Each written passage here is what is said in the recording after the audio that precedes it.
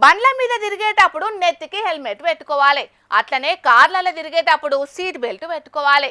Traffic rules తూచా తప్పకుండా పాటించాలని ట్రాఫిక్ పోలీసులు ఎప్పటికీ చెప్తూనే ఉంటారు. ఈ రూల్స్ తప్పినోళ్లకు జుర్మానాలు సుతం వేస్తుంటారు కదా. ఆ నడుమ హెల్మెట్ లేకుండా వస్తే బంకోళ్ళు పెట్రోల్ సుతం పోయొద్దని కూడా ఆర్డర్ ఇచ్చిండ్రు ట్రాఫిక్ పోలీసులు. ఇప్పుడు సెంటర్ సర్కారు ఇంకో అడుగు ముంగటికేసి ఏం నిర్ణయం చేసిందో చూడుండ్రోలా. దేశం మొత్తం మీద థర్డ్ పార్టీ వెహికల్ ఇన్సూరెన్స్ లేని వాహనాల రాకపోకల్ని అరికట్టేందుకు సుప్రీంకోర్టు కఠిన నిర్ణయమే చేసిందుల్లా.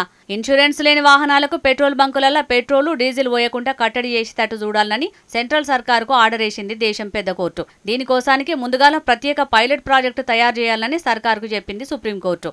ఇదే కాదు, కొత్తగా కొనే కార్లకు థర్డ్ పార్టీ ఇన్సూరెన్స్ కాల పరిమితిని 4 ఏళ్లకు, అట్లనే బండ్లకు 6 ఏళ్లకు పెంచాలని చెప్పింది. ఇట్లా చేస్తే ప్రతి ఏడాది వాహనదారులు ఇన్సూరెన్స్ రెన్యువల్ చేసుకుని నిర్లక్ష్యం చేయకుంటుంటారని కూడా చెప్పింది కోర్టు. థర్డ్ పార్టీ ఇన్సూరెన్స్ లేకపోవట్లనే రోడ్డు ప్రమాదాలు జరిగినప్పుడు బాధితులకు సరైన పరిహారం అత్తలేదు కాబట్టి ఇన్సూరెన్స్ ఖచ్చితంగా ఉండాల్సిందే. దానికోసానికి టెక్నాలజీ సాయంతో పెట్రోల్ బంకులలో ఇన్సూరెన్స్ ఉన్నదా లేదా అనేది చెకింగ్ చేసి ఇన్సూరెన్స్ ఉన్న బండ్లకే పెట్రోల్ అయినా డీజిల్ అయినా పోయాలని ఆలోచన చేస్తున్నది సెంట్రల్ సర్కార్. అంటే ఈ కాడికేంచి no insurance, no petrol, no diesel అన్నట్టు.